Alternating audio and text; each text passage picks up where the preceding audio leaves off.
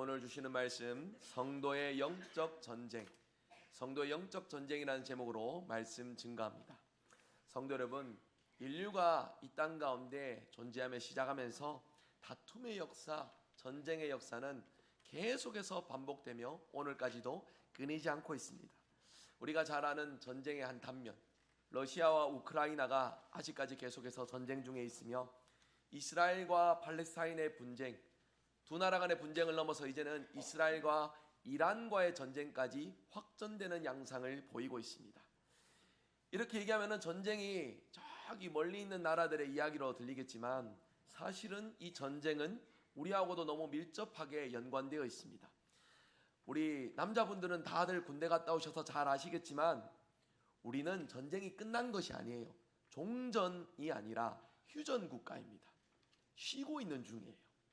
종전하였습니다, 전쟁이 끝났습니다가 아니라 언제 이 전쟁이 다시 시작될지 모르는 그런 불안감 가운데 살아가는 나라, 그런 우리의 환경이라는 것입니다. 이런 것들이 세월이 길어지니까 긴장감이 옅어지는 것들은 있겠지만 틀림없는 사실은 전쟁은 우리의 삶과도 밀접하게 연관이 되어 있습니다. 이렇게 여러분, 지구상 곳곳에 크고 작은 전쟁터들이 있는데, 그런데 가장 심각하고 가장 중요한 전쟁터가 있습니다. 어디인지 혹시 아시겠습니까? 어디냐면 바로 우리 성도들의 마음이에요. 멀리 있는 것이 아니라 너무나도 밀접하게 우리와 연관되어 있는 우리 마음이 바로 우리의 전쟁터다라고 성경은 말씀합니다. 오늘 말씀을 통해 성도 안의 영적 전쟁이 어떠한 것인지를 기억하며 이 영적 전쟁에서 승리할 수 있는 저와 여러분 되시기를 주님의 이름으로 축복합니다. 아멘. 우리 오늘 말씀 세 가지로 함께 생각을 해봅니다. 먼저 첫 번째는 성도의 영적인 현실, 우리의 영적인 현실이 어떠한지를 함께 생각을 해봅니다. 오늘 말씀 앞에 로마서 7장 7절부터 13절까지는 율법이 죄냐, 즉 율법에 대한 말씀을 이렇게 말씀을 전하고 있는데, 오늘 본문 첫 절인 14절을 보시면 우리가 율법은 신령한 줄 알거니와 나는 육신 아래에 속하여 육신에 속하여 죄 아래에 발렸다, 이렇게 표현을 합니다. 그러니까 이제 율법에 초점이 맞춰졌던 것들이 자연스럽게 육신으로 이어지고 있는 로마서 기자의 그러한 이제 진행 방향을 우리가 확인할 수 있어요. 14절 말씀을 간단히 요약하면은 앞부분의 맥락과 연결해서 좀 요약하면 간단하게 이렇게 요약할 수 있습니다. 율법은 영적인 것인데 나는 육신적이다. 육신적이다라는 것을 강조하기 위해서 이런 표현을 쓰고 있는 거예요. 뭐냐? 육신적이라는 것이 어떤 의미를 담고 있냐면 죄성을 담고 있는 것입니다. 우리가 율법을 아무리 잘 수행하여도 근본적인 우리의 죄성을 끊어내고 해결할 수 없다라는 것을 강조한다라는 것입니다. 그렇게 나는 육신적이기에 14절에 죄 아래에 발렸다, 이렇게 표현을 하는 것이에요. 오늘 말씀 대부분의 이러한 사실을 반복적으로 증언 해주고 있습니다. 15절 중간에 보시면 내가 원하는 것은 행하지 아니하고 도리어 미워하는 것을 행한다, 자조적인 이러한 표현들을 하고 있습니다. 18절 끝에도 보시면 원함은 내게 있으나 선을 행하는 것은 없다, 이렇게 탄식하고 있어요. 19절은요 이제 종합해가지고 이 의미를 우리가 함께 같이 읽어보기를 원합니다. 19절로 우리 한번 같이 읽어보겠습니다. 같이 읽습니다. 내가 원하는 바 선은 행하지 아니하고 도리어 원하지 아니하는 바 악을 행하는도다. 아멘. 이런 모습들이 바로 육신, 우리가 육신 안에 속한 모습이며 죄 아래에 머물러 살아가는 우리의 모습이다라는 것이에요. 우리가 성도로서 선을 행하기를 원하는데 선을 행하지 못하는 이유가 무엇이냐, 왜 악을 행하는 것이냐. 17절 말씀 우리 같이 한번 읽어볼까요? 같이 읽습니다. 17절입니다. 이제는 그것을 행하는 자가 내가 아니요 내 속에 거하는 죄니라. 내 속에 나도 있지만 내 속에 무엇이 있다라고 말합니까? 죄가 있다고. 죄가 있기에 이 죄를 끊어내지 못하는 우리 자신임을 나타내고 있다라는 것입니다. 21절도 우리 한번 같이 읽어보기를 원합니다. 21절 같이 읽습니다. 그러므로 내가 한 법을 깨달았노니 곧 선을 행하기 원하는 나에게 악이 함께 있는 것이로다. 아멘. 선을 행하길 내가 원하는데 동시에 내 속에 뭐가 있다고요? 악이 있대요. 성도로서 선하게 살기를 내가 너무나 원하는데 그런데 동시에 내 속엔 악도 함께 있다라고 말씀하고 있는 것입니다. 여러분, 23절에는 내 마음의 법과 죄의 법이 대조적으로 나옵니다. 그리고 25절 끝에 하나님의 법과 죄의 법이 대조적으로 나옵니다. 여러분, 하나님의 법이 무엇이겠습니까?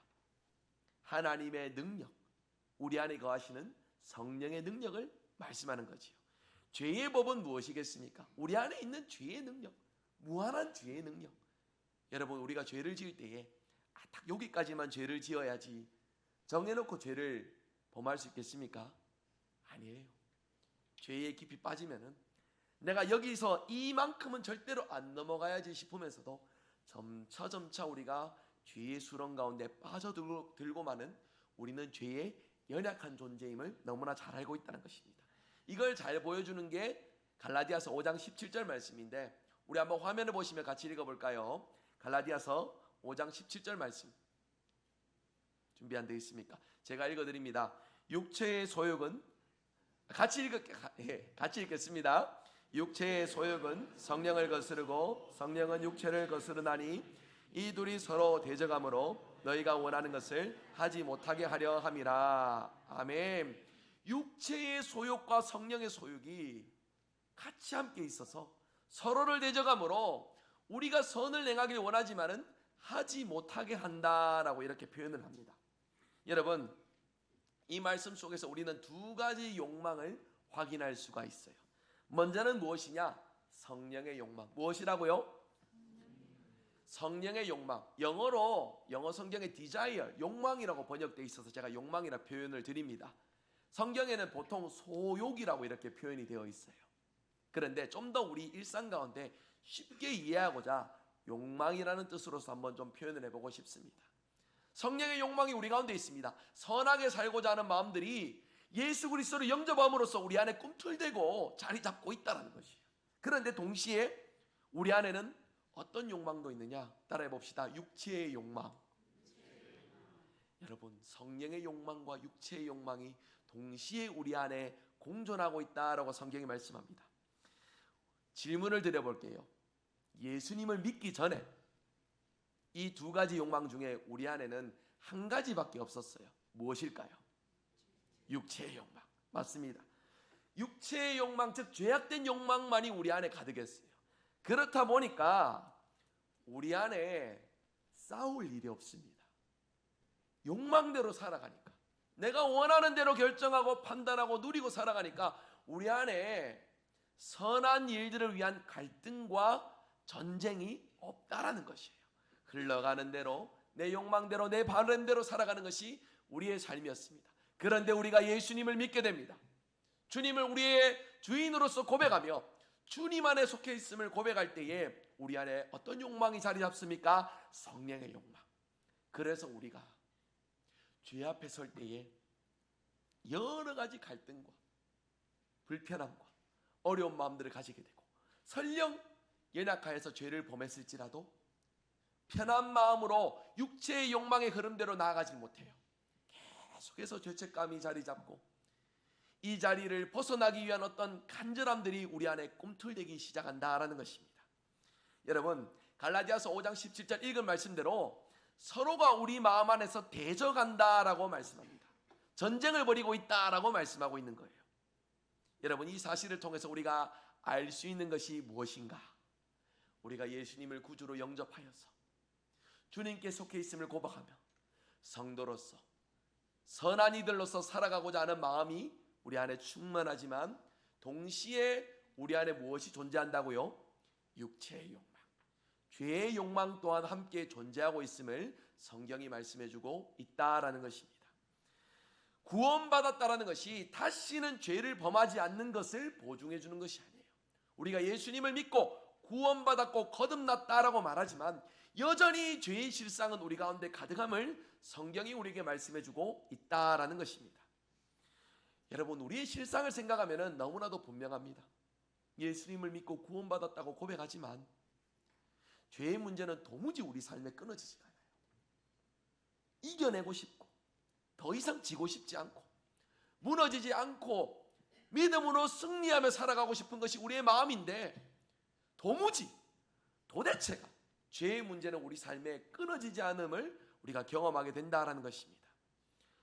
여러분, 어찌 보면요, 한 주간 중에도 가장 거룩한 시간인 이 예배의 시간 중에도 그 욕망은 우리 속에서 계속해서 충돌하고 있어요. 하나님 앞에 예배드리기 위해서 거룩한 마음을 품고 예배 자리에 왔음에도 불구하고 육체의 욕망이 그 가운데 또 같이 함께 자리 잡아서 예배를 드리는 이 시간 중에도 계속해서 우리 마음 가운데 내적인 갈등을 일으키고 영적인 전쟁을 불러일으키는 일들을 우리가 경험하게 된다는 것입니다. 여러분, 우리 모두 죄를 이겨내기를 원합니다. 그런데 참 쉽지 않음을 고백합니다. 어떤 죄는 우리가 회개하여서 끊어내고 반복하지 않는 일들을 경험하게 되는데, 또 어떤 유형의 죄들은요, 도무지 우리 삶에 끊어지지 않음을 우리가 경험하게 됩니다. 내가 그 죄의 문제로 하나님 앞에 애통하는 심령을 가지고 회개하였는데 얼마 안 가서 또다시 똑같은 죄의 문제로 무너지는 것들을 경험하게 되어요. 그렇게 반복이 되고 반복이 되어서 긴 세월 속에 이 죄의 문제, 특정한 어떤 죄의 주제가 우리 삶에 계속해서 반복되고 있음을 우리는 너무나도 생생하게 잘 알고 있습니다. 예수님을 믿어도 여전히 육체의 정욕, 안목의 정욕, 그리고 이생의 자랑이 우리 속에 남아있음을 우리가 경험한다라는 것이에요. 여러분, 이게 우리의 영적인 현실입니다. 예수님께 속하여서 부름받아 나선 이 몸 어디든지 가오리다 외치면서 믿음의 길을 가지만 어디든지 가다가 이리 치고 저리 치고 낙심하고 좌절하고 죄로 얼룩지고 그래서 아파하고 신음하는 것이 오늘의 우리의 영적인 현실이다라는 것이에요. 여러분, 우리 안에 있는 이 영적인 현실을 회피하지 않고 마주하는 것이 성도로서 우리가 가져야 될 본분임을 기억하시길 바랍니다. 여러분, 믿음은 허상을 쫓는 것이 아니에요. 헛된 것들을 바라면서 오늘의 내 삶에 어떤 문제들과는 연결시키지 못하고 내 삶의 문제는 썩어 문드러져 가고 얼룩져 가는데 헛된 것들을 쫓아가는 것이 믿음이 아닙니다. 믿음은 오늘의 내 문제를 정확하게 보게 하고 오늘의 내 문제를 통해서 아파하고 신음하고 하나님 앞에 맡기도록 하는 것이 믿음의 역할이에요. 우리 삶에 있는 이 죄의 문제들을 회피하지 않기를 바랍니다. 회피하는 그 순간 죄에 발목 잡히게 됩니다. 더 깊은 수렁으로 빠져들게 됩니다. 종국에는 이겨낼 수 없어서 포기하는 마음으로 그냥 그렇게 세상 가운데 흘러가는 그러한 육체의 욕망을 따라 살아가는 이들이 된다는 것을 우리가 말씀을 통해 기억할 수 있길 원합니다. 여러분, 우리가 그렇게 흘러가지 않고 그래도 믿음의 성도로서 하나님 앞에 믿음으로 살고자 하는 그런 성도의 마음 가운데 나타나는 한 가지 확실한 증거 열매가 있습니다. 무엇이냐면 한번 따라해서 해볼까요? 죄책감. 여러분, 우리가 그래도 구원받았다라는 것, 택함받았다라는 것, 하나님의 사랑 가운데 죄의 자리에서 의의 자리로 옮겨졌다라는 우리의 삶의 증거는 무엇이냐면 연약하여서 죄에 무너지는 경우들이 있겠지만 그 죄책감이 우리를 사로잡습니다. 영적 전쟁의 결과가 그 시작이 첫 번째가 무엇이냐면 죄책감이에요. 죄에 대해서 아파하는 마음을 가진다는 것입니다. 여러분 자신을 두고 한번 좀 생각해 보면 좋겠습니다.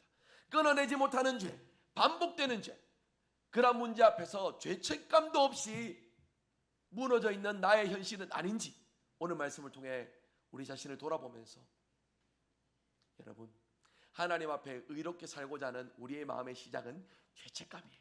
애통하는 마음입니다.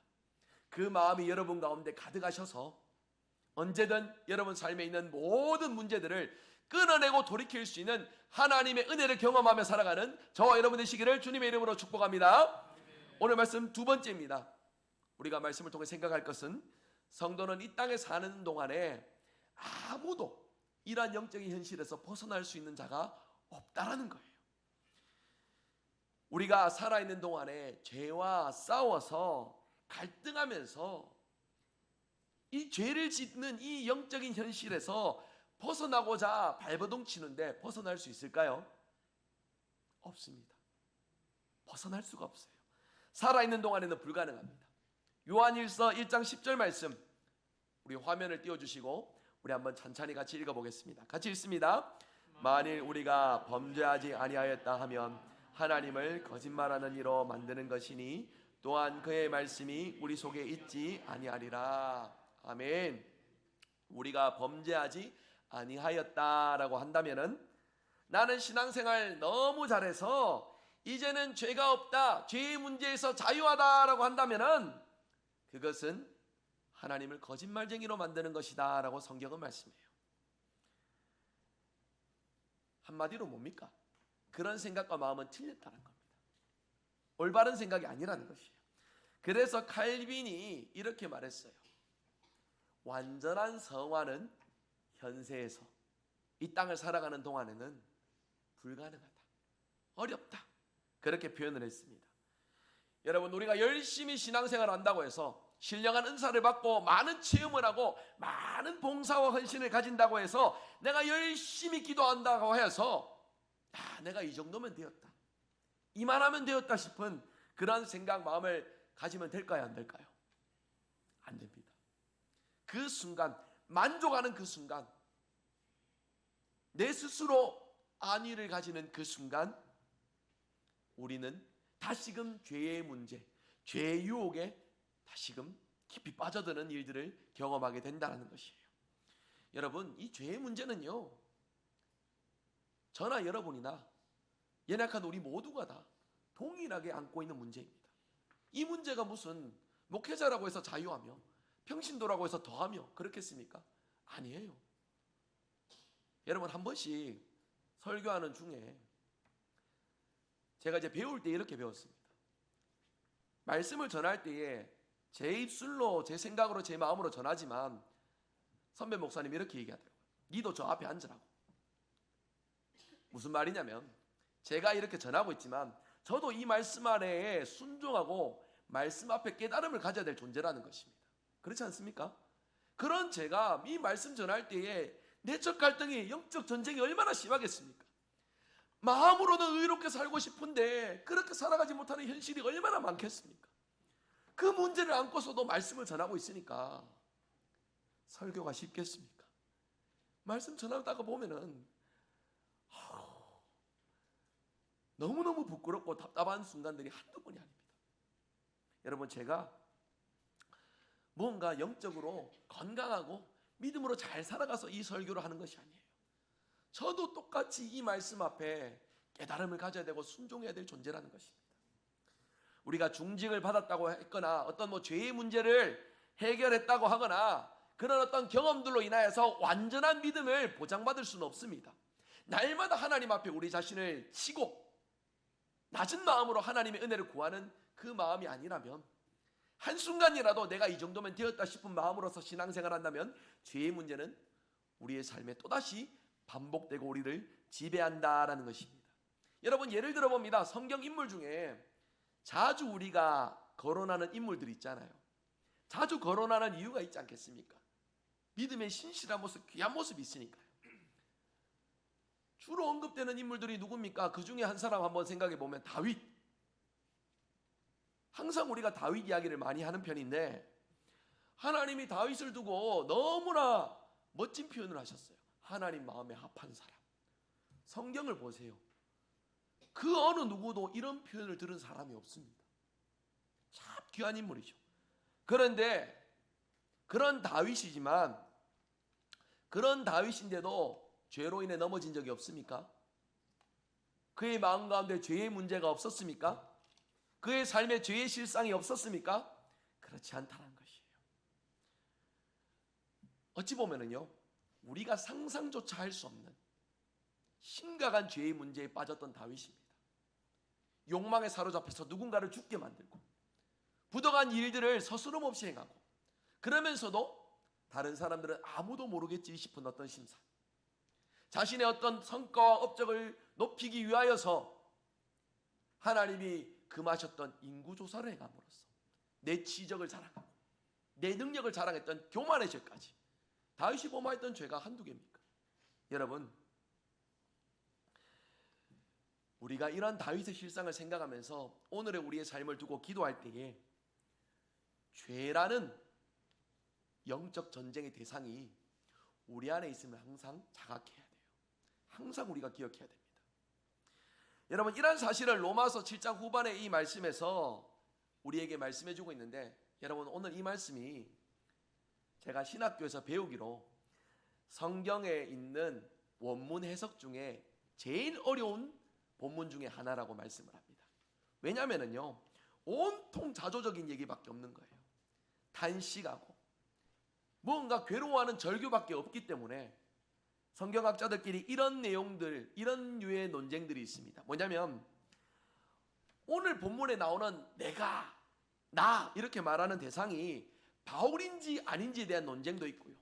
설령 바울이란다면 예수님 믿기 전에 바울인지 예수님을 믿고 난 다음에서도 이렇게 탄식하는 바울인지 대체 어느 시점의 바울인지에 대하여서도 논쟁이 많습니다. 그런 중에 바울의 탄식을 한번 우리가 같이, 우리도 안타까워하는 마음을 담아가지고 24절 우리 한번 같이 읽어보면 좋겠습니다. 죄의 문제로 안타까워하는 마음을 마음껏 담아서 한번 같이 읽어봅니다. 같이 읽습니다. 오라, 나는 곤고한 사람이로다. 이 사망의 몸에서 누가 나를 건져내랴. 아멘. 곤고한이라는 뜻은 비참하다, 불쌍하다라는 그런 뜻이에요. 나는 불쌍한 사람이다. 나는 죄로 인해 비참한 사람이다. 장탄식을 지금 가지고 있는 겁니다. 여러분, 이 탄식을 하는 바울의 시점이 언제일까요? 예수님 믿기 전에 바울을 두고 하는 것일까요? 예수님을 믿고 난 다음에 바울이 하는 고백일까요? 여러분은 어느 쪽인 것 같습니까? 우리 여기 계신 분들 성경학자 하셔도 되겠네요. 너무 정확하게 맥락을 하시네요. 맞아요. 각자 의견들은 분분한데 건전한 성경학자들은 어떻게 받아들이냐면 예수님을 믿고 난 다음에 바울이 가지는 탄식이다라고 그렇게 해석을 합니다. 그러면 우리가 좀 생각해 봐야 돼요. 바울은 왜 이런 탄식을 할까? 여러분, 기독교 신앙에 바울만한 인물이 어디 가서 빠지는 인물입니까? 바울이? 아니에요. 하나님이 얼마나 귀하게 사용하셨습니까? 그의 생애를 들어서 많은 영혼들에게 복음을 전하고 오늘날 우리에게까지 복음이 전하는 일에 바울을 도구 삼아 귀한 일들을 펼치셨어요. 성도 중에 성도라 불릴만하고 사도 중에 사도라고 불릴만한 바울입니다. 그만큼 존경받을 만한 인물인데, 그런데도 바울은 하나님 앞에 자신의 연약함을 두고 이렇게 탄식하고 절규하고 있다라는 것이에요. 여러분, 물론 바울이 습관적으로 죄를 짓고 그렇게 무너져서 오라, 나는 곤고한 사람이로다, 맨날 그렇게 죄를 반복했던 것으로 우리가 생각하기엔 좀 어려울지 모릅니다. 그런데 아무리 하나님의 사랑과 은혜를 힘입어서 믿음으로 살아갔던 바울이라 하지만 그의 안에 이 죄의 문제가 계속해서 반복되고 있음을 말씀해주고 있잖아요. 이만하면 되었다 싶은 존재가 없다라는 것입니다. 하나님 앞에 서는 그날까지 거룩하게 살기 위해서, 죄의 문제를 이겨내기 위해서 우리는 하나님의 은혜를 더 구하고 하나님을 더 붙들어야 되는 존재임을 바울의 이 탄식 속에서 우리가 발견할 수 있어야 돼요. 바울 스스로가 여러분 하나님 앞에 얼마나 겸손한 고백을 가지는지 디모데에게 편지를 쓰면서 너무나 잘 아는 표현이 있죠. 디모데전서 1장 15절에 나는 죄인 중에 뭐라고요? 괴순이라. 죄인 중에 내가 제일 대장이고 가장 악한 죄수고, 그렇게 자기 자신을 악한 죄인이라고 고백하면서 하나님의 은혜를 구하는 바울의 겸손을 보여주고 있습니다. 여러분, 바울의 이러한 내용을 통해서 우리가 함께 좀 기억할 것이 있습니다. 다른 사람 몰라도 나 자신은 나를 제일 잘 알지 않습니까? 다른 사람들 보기에, 물론 저도 일주일 중에 오늘 옷을 제일 잘 입고 있는 겁니다. 모르겠습니다. 이렇게 입고 나가면은 저기 우리 이제 앞에 저기 상가 쪽에도 가고 지나가시는 분들 보면은 그래도 목사님처럼 이렇게 보일지 모르겠는데, 그냥 저도 청바지 입고 티셔츠 입고 돌아다니면 그냥 제 나이대로 보이는 그냥 평범한 사람일지 몰라요. 주일날 우리 성도님들 만나면서 이렇게 곱게 입고 정중한 모습으로 여러분을 대하고 그러면은 그렇게 보이는 모습에서 믿음으로 잘 살아가고 신실하게 살아가는 것처럼 그렇게 여러분 보실지 모르겠으나 저는 저를 제일 잘 알잖아요. 얼마나 흉악한 존재인지. 여러분, 남이 나에게 와서 평가하면은 묘하게 우리가 참 마음이 상하고 섭섭한 마음이 듭니다. 그렇죠? 그런데 오늘 이 성경을 통해 자기 자신을 한번 좀 평가해 보세요. 자기 자신을 좀 정확하게 바라보면 좋겠습니다. 자신의 삶 속에, 자신의 마음 속에 남은 모르지만 나만 아는 더럽고 흉악한 죄가 얼마나 많은지 내가 나를 한번 좀 정확하게 보자라고요. 그래서 정말 하나님 앞에 정직한 성도로서 살아가고 있는지 우리를 좀 돌아보면 좋겠습니다. 그런 돌아봄 속에 우리도 바울처럼 이렇게 고백할 수밖에 없어요. 하나님, 저는 죄인입니다. 죄인 중에 가장 악한 죄인입니다. 우리가 이런 고백할 수밖에 없지 않겠습니까? 오늘 이 고백 하나님 앞에 우리가 진실하게 드림으로 하나님의 은혜를 경험하시는 저와 여러분 될 수 있기를 바랍니다. 오늘 말씀 세 번째입니다. 죄로 매인 인생이지만 그럼에도 바울은 뭘 했냐면요, 두 글자 뭐라고요? 감사. 그런 중에도 바울은 감사라고 했어요. 25절 우리 한번 같이 읽어보실 때에 표시된 부분만 우리 한번 같이 읽어볼게요. 노란색 표시된 부분만 같이 읽습니다. 같이 읽습니다. 우리 주 예수 그리스도로 말미암아 하나님께 감사하리로다. 아멘. 여러분, 바울이 감사하고 있습니다. 왜 감사하고 있느냐? 우리의 이 연약함의 문제를 우리 하나님께서 기억하여 주시고 이미 예수 그리스도의 십자가의 보혈로 이 모든 문제를 해결해 주시고 승리하셨기 때문에 바울은 그 사실을 붙들고 하나님 앞에 감사하고 있다는 것이에요. 여러분, 저와 여러분의 모든 죄의 문제 이미 주님께서 해결해 주셨습니다. 믿으십니까? 여러분, 우리 죄의 문제를 우리의 시선과 마음으로 볼 때에는 답답하고 속상하고 연약하고 이겨낼 수 없는 좌절만 경험하게 됩니다. 그러나 그런 죄의 문제의 승리의 비결, 유일하게 이길 수 있는 비결이 무엇입니까? 예수 그리스도의 십자가의 공로. 그렇기 때문에 성경은 곤고한 사람이로다, 이 사망의 몸에서 누가 나를 건져내랴, 이런 고백 속에 무엇을 바라보라 말씀하느냐? 십자가, 예수님의 십자가를 바라보라고 우리에게 말씀해주고 있습니다. 끊임없는 영적 전투로 힘들어하고 지쳐하는 우리가 유일하게 붙들어야 될 것이 무엇이냐? 무엇입니까? 제가 지금 드리는 말에 십자가만 외치시면 됩니다. 한번 크게 한번 외쳐봅시다. 우리가 유일하게 붙들어야 될 것이 무엇입니까? 십자가. 우리가 유일하게 의지해야 될 것이 무엇입니까? 십자가. 우리의 승리를 확실하게 보증해 주는 것이 무엇입니까? 십자가. 그렇기에 어떤 죄의 순간에서도 예수 그리스도의 십자가를 보고 승리하며 나가는 저와 여러분 되시기를 주님의 이름으로 축복합니다. 아멘. 여러분, 이미 우리가 승리를 경험하고 맛본 자들이 되었다는 것이에요. 아멘. 우리가 십자가를 보지 않고 계속 우리만 쳐다보고 있으면 가면 갈수록 죄의 문제, 그 깊은 수렁에만 빠져든다는 것입니다. 그렇게 성경은 십자가를 바라보라고, 거기에서 우리가 이미 죄로 인해 죽은 존재인데 우리 주님이 십자가의 승리를 통하여 저와 여러분에게 영원한 승리를 보장해 주셨다라고 성경이 말씀해 줍니다. 여러분, 십자가를 바라보시며 우리 안에 있는 성령의 욕망과 죄의 욕망, 이 싸움 가운데 십자가의 공로를 통하여 성령의 사람으로 성령의 능력을 경험하며 살아가는 저와 여러분 되시기를 주님의 이름으로 축복합니다. 여러분, 고린도전서 15장 57절 말씀인데요, 이 말씀 우리에게 승리를 주신 하나님께 감사의 마음을 담아 큰 소리로 한번 같이 읽도록 하겠습니다. 우리 주 예수 그리스도로 말미암아 우리에게 승리를 주시는 하나님께 감사하노니. 우리에게 승리를 주신 하나님 앞에 감사함으로 영광 돌리며, 우리의 승리가 아니죠, 하나님 주신 승리죠. 하나님의 승리를 맛보며 살아가는 저와 여러분 되시기를 주님의 이름으로 축복합니다. 아멘. 이 승리를 맛본 자들이기에 포기하면 안 돼요. 죄의 문제가 반복되어서 나는 안 되겠다 싶어서 그냥 나도 나를 포기하는 것이 아니라, 여러분, 주님은 십자가에서 우리를 포기하지 않으셨어요. 끝까지 우리를 사랑하셔서 이길 수 있도록, 믿음으로 승리할 수 있도록 중보자, 우리를 위해 지금도 기도하고 간구하시며 우리 안에서 선한 욕망을 따라서 승리의 길로 나아가도록 성령께서 우리를 보살피시고 인도하여 주십니다. 믿으십니까? 아멘. 그 성령을 경험하는 유일한 길은 예수님의 십자가를 붙드는 것이에요. 아멘. 저와 여러분, 오늘 이 말씀 따라서 그 어떤 죄의 문제도 우리를 하나님의 사랑에서 끊어낼 수 없습니다. 그렇게 고백하십니까?